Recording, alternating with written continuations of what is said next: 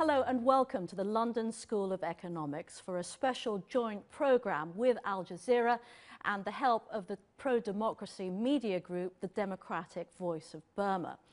I'm Veronica Pedrosa and this is At the Crossroads, dialogue with Aung San Suu Kyi, the recently released Burmese dissident. To put the challenges facing Burma into global perspective, we're joined by a distinguished panel of experts. Helping us facilitate the dialogue is Maung Zani. He's a Burmese dissident and academic, a research fellow here at the LSE. His first-hand knowledge of Burma allows him to share his insights of armed conflict, resistance, and the Burmese military.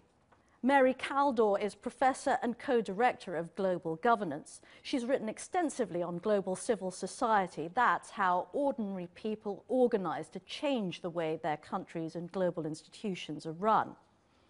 And Timothy Garton-Ash is a historian, political commentator and regular columnist for the UK newspaper The Guardian. He's professor of European Studies at Oxford University.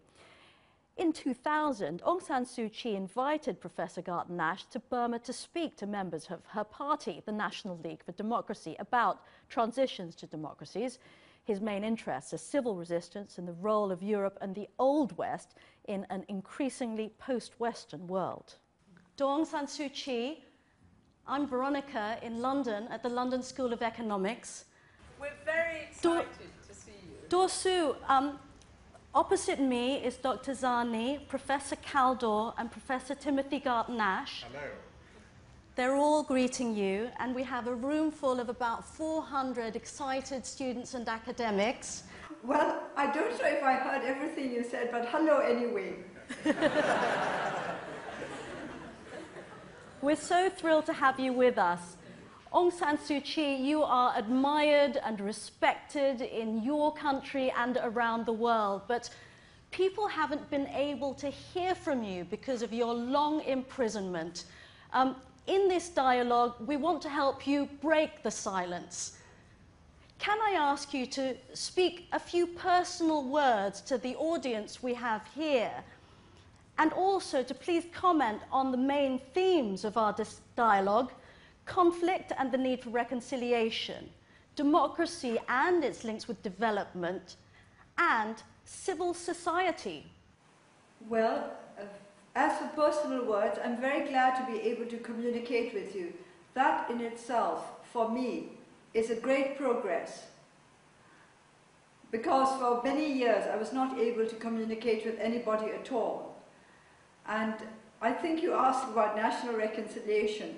I'm afraid a lot of this is going to be guesswork, but let me talk about what I think you want me to talk about. We have always believed in national reconciliation because in Burma there are two points of view which do not quite harmonize. We feel that there is a need for change, but I think the military authorities do not think that there is a need for change. This is the real crux of the problem. We think that change will be good for everybody, not just for us, but for the military junta as well, because we feel that it would give them a greater sense of security and a greater sense of purpose if they were able to talk to those with whom they have not been agreeing for the past 2 decades and find some kind of agreement. We believe that national reconciliation is not only necessary but possible, because in the end that is the road we have to take if Burma is to get out of the present state of economic stagnation and political unfreedom, if you like, if I may use Timothy's words, because the last book of Tim's that I've read is about freedom, and I like the way in which he used the words unfree and unfreedom. We are at the moment unfree, and we would like to change unfreedom into freedom, and we would like to do it together with the military junta.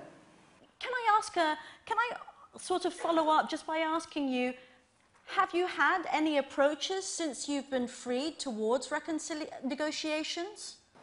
Well, no, as I said, we've had a lot of practice of not getting any response, so that doesn't discourage us in any way. We'll just have to continue and persevere and hope that they will understand sooner rather than later that negotiations are as much to their advantage as to ours. To Aung San Suu Kyi, the Burmese military says the country is not suited to liberal democracy. They speak about discipline flourishing democracy. There are also voices in the region that say economic development has to come before democracy. Can you respond to these arguments?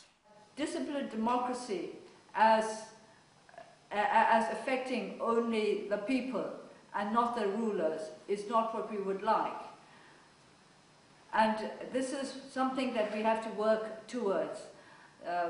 That what we want is not just electoral democracy. That is to say, we don't just want elections. We want real democracy. We think that the rule of law is extremely important. The NLD has been emphasizing the rule of law again and again. An independent judiciary, a strong civil society, and all the requisites of a liberal working democracy. So again, it comes down to talking to each other. We have to talk to each other, to exchange ideas about what we expect from democracy. Obviously, they expect something from democracy, even if from a democracy of a disciplined nature. And we would like them to understand what we expect. Su, there are a lot of advocates on behalf of commercial interests and trade groups saying that sanction has only hampered democratization and further impoverished the already poor public. As you know, I was critical of blanket sanctions as early as 2003 that hurt the garment workers in Rangoon. But on looking back, the nature of foreign investment that the country attracts is primarily and almost exclusively in the natural resource extractive sector. Do you think that foreign direct investment in the oil and gas, logging and mining will benefit our people?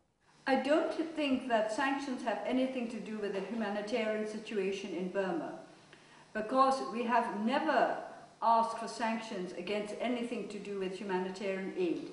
In fact, the only thing we have ever said with regard to humanitarian aid was that it should be transparent, accountable, and open to independent monitoring. We have never tried to stop humanitarian aid in any way.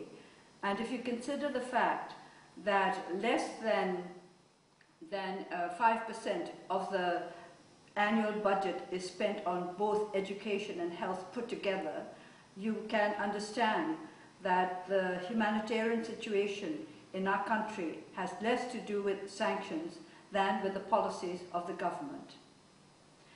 We do not think that sanctions have in any way affected the humanitarian situation in this country. I wanted to ask about what can we, not as Western governments, but as ordinary people who want to be part of your network of democracy activists, what can we do? We would very much like everybody to call for inclusiveness in the political process in Burma. I think that's a first step that we must take now at this moment. By inclusiveness, we mean that all political groups and forces should be allowed to take part in the political work of the country. That means political prisoners should be freed as a first step, and that the political process should not be limited to those who are going to be in the new parliament. And if everybody in the world, those who wish Burma to progress towards democratization, could insist on this, that at this moment we start from the point of inclusiveness, I think that we should be able to make practical progress. One of the ideas we've been talking about is that of an international commission of inquiry, not as a kind of judicial inquiry, but as a fact-finding exercise to establish the facts of what is really happening on the ground in Burma, so that none of either the authorities or the neighbors can deny what is going on. We'd be very interested to know, I think, what you think of that idea of an international commission of inquiry. I think Professor Quintana has called for a commission of inquiry because he thinks that this is necessary in order to promote human rights in Burma. The NLD has supported the idea of this commission of inquiry, but I think we should make it quite clear that what we are asking for is a commission of inquiry and not a trial of the generals, as some people seem to think. And this has become something of a bogey word, this commission of inquiry, as though we were calling for their generals to be tried in court and condemned. All we want is for Professor Quintana to be given a chance to carry out his work as Special Rapporteur for the Human Rights Commission. And I think that if he feels there's a need, if he thinks, it's not just what if he feels, but if he thinks that there is a need for a commission of inquiry, he would have very good reasons for thinking so, and I think we should all support this, because a commission of inquiry could also lead to reconciliation by clearing the air, somewhat like the Truth and Reconciliation process in South Africa. I don't think we have to look upon it as a direct attack on the military authorities, and certainly we would not like the military authorities to look upon it as a direct attack upon them. Dosu, can you talk about your efforts towards building a kind of consensus, a kind of unity that could lead to some form of transformation? What we want to do is to help the ethnic nationalities to get together to present their aspirations and their hopes as one whole, so that we can build a strong spirit of union on these aspirations, based on these aspirations. I know that there have been comments to the effect that the whole Panglong business is a legend, and there have been many misunderstandings about it. We understand this. This is why, as part of the process to a second Panglong, we are trying to arrange a series of talks and discussions about the first Panglong, so that we know what it is all about and what we should do to improve on what we began in 1947. At the moment, we do have the support of many, many ethnic groups, and we hope to expand the support to include as many as possible. Inclusiveness seems to be the latest word these days, and we really want inclusiveness to be at the top of the agenda, not just for the ethnic nationalities, but for all political groups and personalities in Burma. Also joining us is Professor Amartya Sen, who won the Nobel Prize for Economics back in 1998. He's probably best known for his attempt to relink economics to ethics and social responsibility.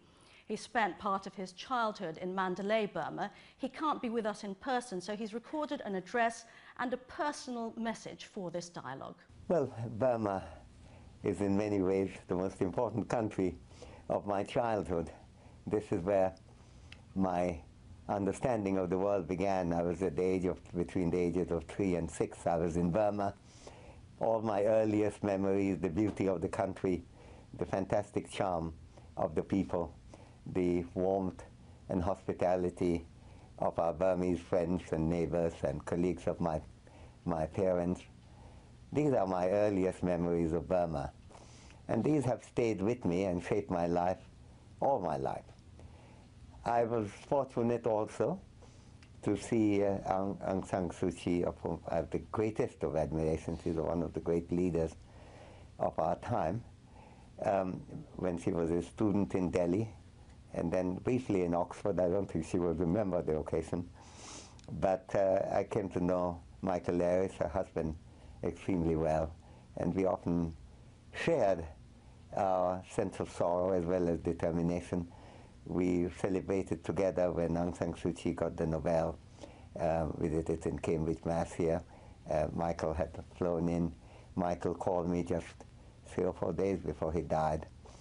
he was finding it difficult to believe that he was dying. He wanted to deny it, but he wanted also for the battle to continue, for us not to lose focus.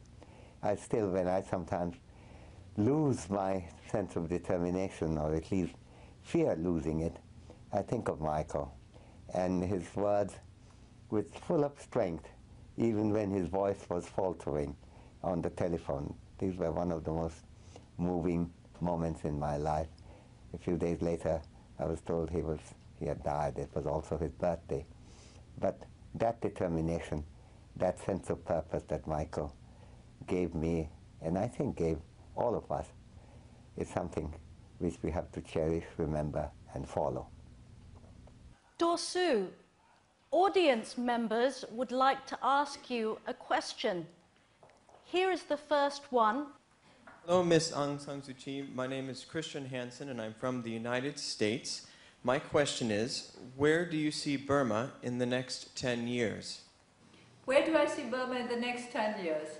Well, as to where, I suppose we'll still be in the same place, but as to where we are getting to in the sense of politics, I hope that we will be well ahead of where we are now, even if physically we're still here. And we would like to see, I would like to see a Burma in 10 years' time, full of vigorous young people who have found that there is reason to hope that their country will be a place of security and freedom for them. Hi, Dasu. My name is Colin. I'm from Canada. I just want to say I'm both humbled and honored to be able to ask you a question. I want to know, with the increasing free trade and market policies of the military junta and India's increasing economic stakes in Burma, is it possible for them to help achieve democracy when they have such economic stakes in Burma? If you mean that a greater economic opportunities in the country might lead to a greater openness in the political process, I do not think that necessarily follows, because at the moment the economic advantages are limited to a very small circle, and until we can expand that circle, until we have a truly competitive economic scene, I do not think that it is going to help the country to progress along the path to a more liberal situation. I'm Tonkin from Burmese Rohingya Organization UK. We Rohingya people are strongly support you.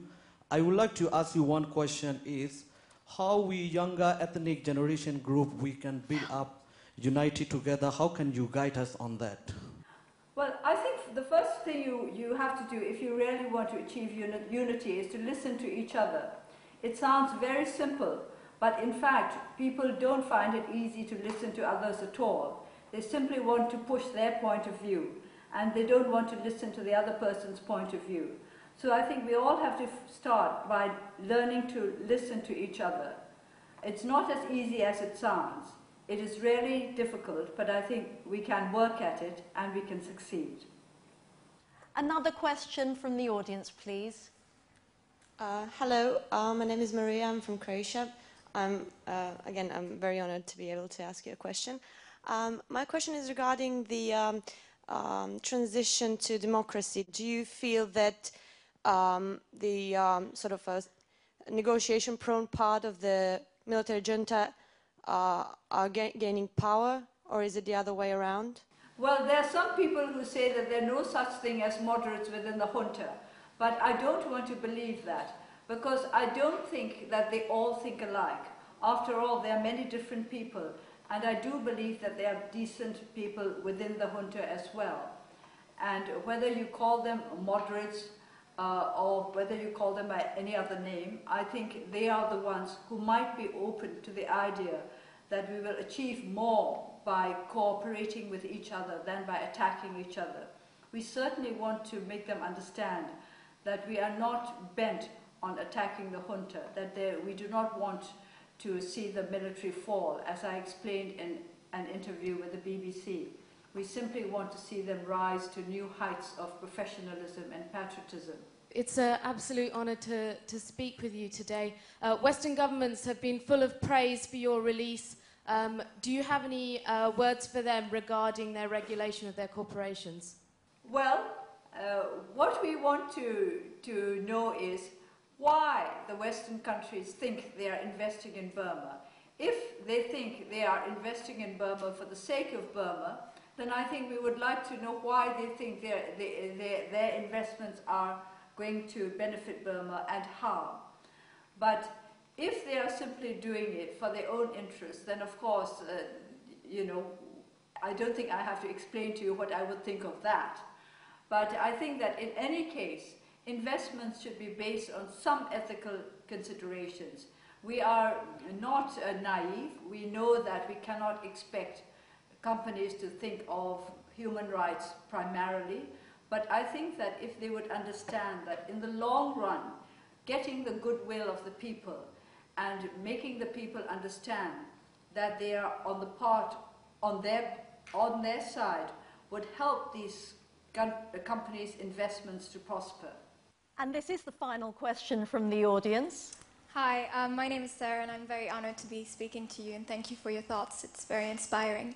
There has been talks on the TRC in South Africa and how this could be a possible solution to Burma's case.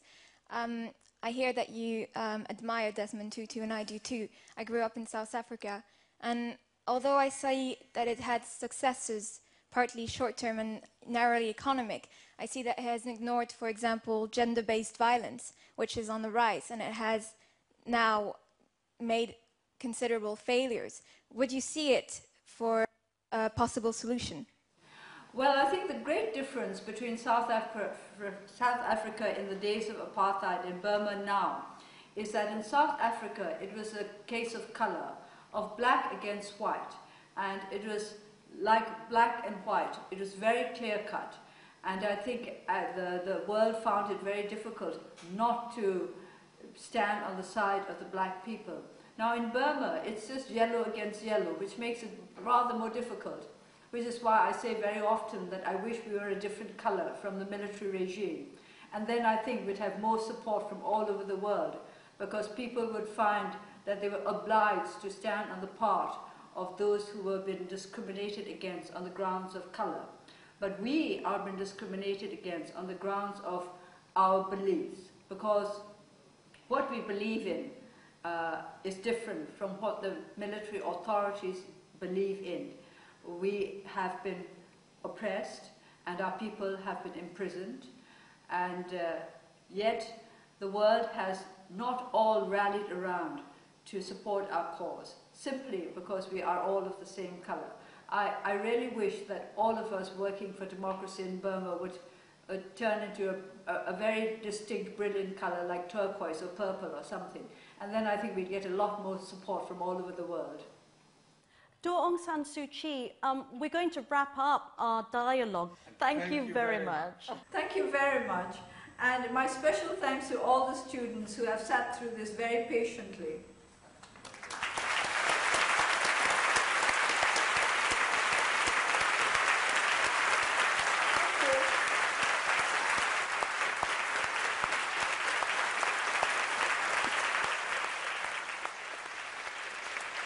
All right, that's all the time we have, but thank you very much for joining us. Aung San Suu Kyi in Rangoon, Dr. Mongzani, Professor Mary Kaldor and Professor Timothy Garton Ash.